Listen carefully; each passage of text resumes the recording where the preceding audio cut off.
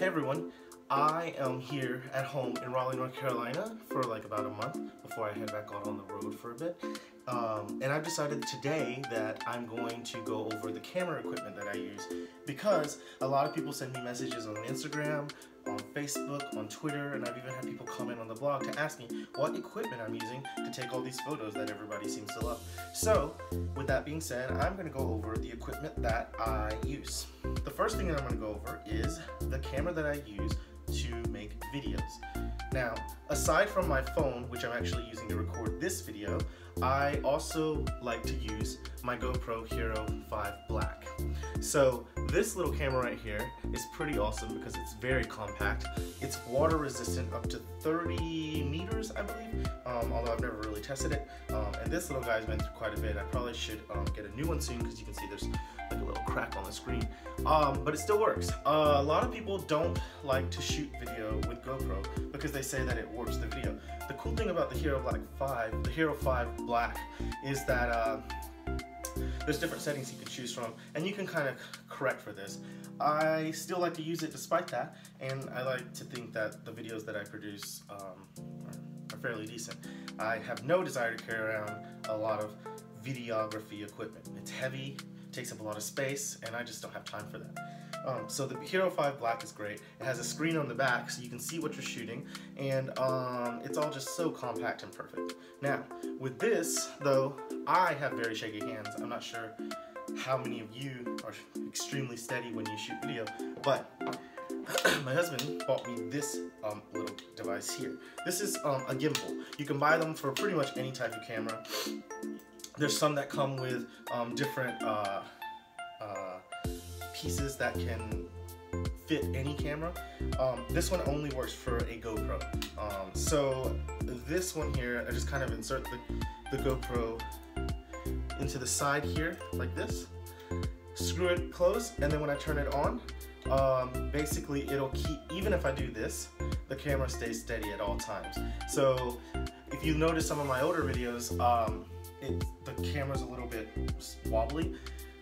Nowadays it's a lot more steady and it gives you more cinematic quality footage by doing that. So and this is the Evo gimbal for GoPro. So I really love this gimbal. It was a birthday gift from my husband last year, and ever since then I've been able to up my video content a little bit better, the quality of it. Now, sometimes I don't need a gimbal. Sometimes I just need a tripod. So this little tripod here is actually my favorite. I've gone through two of these. They're extremely durable, but they can still break just like anything. So my last one broke because it fell off of a cliff, which, you know, if something falls off a cliff, you expect it to break. This one, on the other hand, is new, and I love it because you can see right here, it has all these little ridges. So this can wrap around just about anything and stay completely still usually. I mean, as still as the thing that you have it wrapped on is if it's moving, it might not be as steady, but you know, that's not what it's intended for. At that point, use a gimbal. But this guy here, it's awesome for doing time lapse and everything. And also, it's just a really nice tripod. You can attach a normal camera to it. So this piece here comes off, and then you can screw your camera base into this and use it as a normal tripod. So I only travel with this tripod here because it's small, like I said, very lightweight, takes up very little space. So compactness, lightweightness, and space-saving equipment is extremely important to me. Of course, now, the next thing that I always travel with is my Nikon. A lot of people love Canon. I've never owned a Canon. I know how to use a Nikon camera. So this camera here is really great. It's the Nikon D5300. I bought it a few years ago. Brand new. Probably the most expensive thing I had ever bought at that point. My husband and I hadn't bought our house yet. So this camera here has gone with me all over the world, and I do love it. I usually carry just my normal, you know, the normal lens that came with the camera. However, right now it's broken, and I might not be able to fix it, so I might have to get a new one. But this camera has seen the world with me, and pretty much all the photos you see out there that I've taken are either shot with this camera or my phone. So a good DSLR is a great tool to add to your travel toolkit because you're gonna be able to take great photos that people are definitely gonna notice. Sometimes I like to travel. I usually travel with the standard lens that came with a Nikon, but sometimes I like to travel with this is a lens that can zoom. So this one goes from 70 to 300, so it can zoom in pretty close. Again, I don't always travel with an extra lens because I figure I can take photos, you know, any way I need to with that camera. But sometimes when I know I'm going somewhere, wherever it might be, let's just say for instance the Cliffs of Moher, I know that there are puffins down below, so I wanted to be able to get a shot of the puffins. I didn't really care to get too close to them, but I wanted something, so I took this. But again, it does take up extra space, so usually I won't travel with this, but sometimes I do. So this is a good lens. I almost just dropped it. It's a good lens for my Nikon. So basically, you want to take your camera body, a decent day-to-day lens, and then you want to take a zoom lens. Some people also prefer to take a widescreen lens. I don't really care for that, so I don't really travel with that. Now, another thing that I like to take with me, and I always take with me, is this jumble of craziness right here. So I bought this a few years ago, and this part here screws into the bottom of the camera here. So once it screws in, basically, it just makes it so much easier to carry your camera. It has a little carabiner here. You just make sure that it's all the way down, and then basically it goes over my shoulders like this, and my camera is carried there at the side. You see? And then I don't have to worry about it. It's really easy to pull it here to shoot a photo, and it's out the way. All I have to do is make sure it doesn't slam into things, which is no big. I hate the straps that go over the front of the body.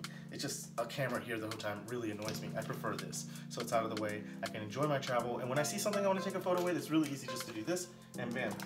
So that's something else that I usually don't travel without, and even better. Okay, so always carry extra lens caps, because when I was in Ecuador, I lost my lens cap. My friends, you might know their blog, the Nomadic Boys, they were very worried about my camera because I didn't have a lens cap. So we went and bought some more, and lo and behold, I didn't realize that I could buy them with a string. So a string that attaches to it so you don't lose your lens cap, so it's attached to the camera body. It's kind of a good idea too. Anyways, extra lens caps is usually not a bad idea because they're easy to lose. Now, of course, the batteries, you're going to want to travel with a few batteries. I usually travel with at least 3 batteries. It gives me a ton of power for the day. Usually I don't even use it all. Of course, the Nikon batteries are about this size. And I usually travel with at least 2 Nikon chargers because I can charge multiple batteries at once, and yeah, it just makes sense. Also, I don't have it here, but I have a really cool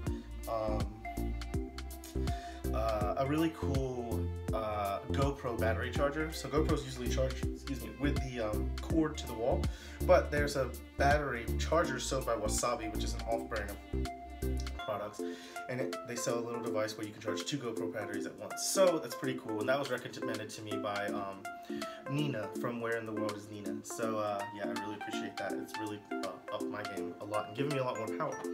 Now, another thing that I make sure I always travel with is external memory. So it's important to have the memory cards. You want to have them inside of a casing that protects them, because memory cards aren't cheap, and obviously you don't want your photos to be ruined that you've taken. But it's also important to travel with an external memory. This one, I think it has about it has it has 500 gigabytes of memory, so it's not very big, but it's a little bit extra. I also have another one that has a terabyte of memory, so that, I mean, just back up your photos, because you never know what's going to happen, and the more you back up, the better chance you have to not lose them if something bad were to happen. Now, another way to make sure that your photographs are protected is to back them up in the cloud. But sometimes Wi-Fi access isn't really that accessible if you're in a country like, I don't know, Uzbekistan or even Romania. So you're gonna need external backups. So get yourself one of these. This one I think was about $30 maybe. It wasn't very expensive, and I really like it. It's called Seagate. It's the Seagate, and it's just so flat. It packs away really easy into my backpack. Now, not the last thing, but another thing I like to travel with is extra power. So this here little power device it's really nice. I think this one costs around $30. Again, I'm gonna be terrible with specs. I'm gonna be terrible with pricing. I'll write a blog post about this, and it'll be better pricing and stuff. I'll have the pricing and links in there where you can buy these things. But for this video. I don't know. I know what I like, and that's all that matters. So this guy is, I don't even know how to say it, but you can see the brand right there. And this is just a little juice bar, basically. It gets, once your phone is low, you can charge your phone with this, and your phone is always a great backup to your camera or whatever. You can also buy bigger ones. I have a bigger one that can basically charge a computer like 5 times. They're more expensive, but definitely worth investing in extra power backups. They have them this small, they take up very little space, and then they have them, you know, bigger size ones that take up even more space. But in the end, it's really not that bad. You gotta prioritize space, and personally, I would prefer to have more, give more space to battery backups. So the last thing that I'm gonna include in this video is this little guy. So this is so ridiculously rudimentary, but for electronics, you always have a lot of cords. Buy something like this to store your cords in, because it is the worst to travel with your cords all over your bag. It's not organized. Cords break. I remember the last trip I did, well, it wasn't the last one, but the last one, big trip I did in Europe, my phone cord broke, and I had to buy old phone cords over and over and over again, and yeah, that ended up costing a lot. So buy something where you can store your cords that will protect it. This is a really cool one you can find on Amazon. It's made out of leather. It has a little pouch here where you can store small batteries and other little devices, the plugs for walls and stuff. It's awesome. So you put the cords into these little pockets, you roll it up like this, and then you just wrap this around and kind of just tie it together. Boom. Takes up absolutely very little space. Can slide right into the side. Since it's cords, they can be smashed a little, but you just don't want the ends to be bent or broken or anything, because then that can make for a bad day.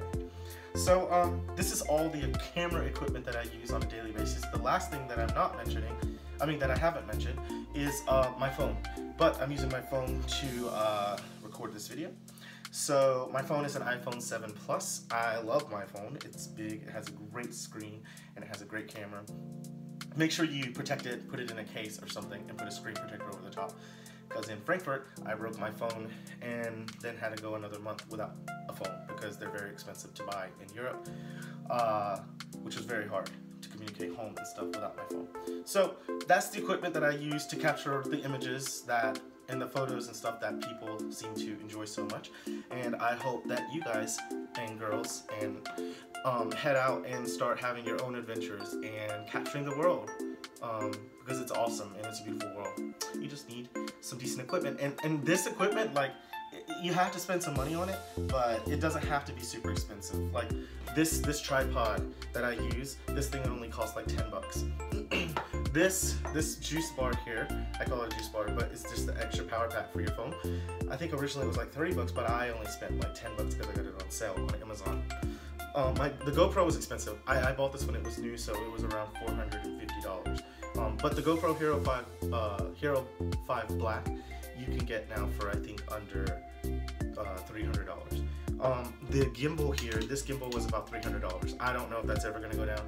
This is the one I wanted, so my husband bought it for me for my birthday. So I guess it was free to me, but typically this will cost you about $300. They range in price, it just depends. My Nikon, I spent close to $1,000 because I bought it new. But now you can get this same Nikon for around $500 for the body alone. The strap, I think I only spent like 20 bucks on it. And then extra batteries, you can buy Nikon batteries, they'll run you really high, or you can buy off-brand batteries. This one here is an off-brand battery, and I think I only spent like about 10 bucks on it.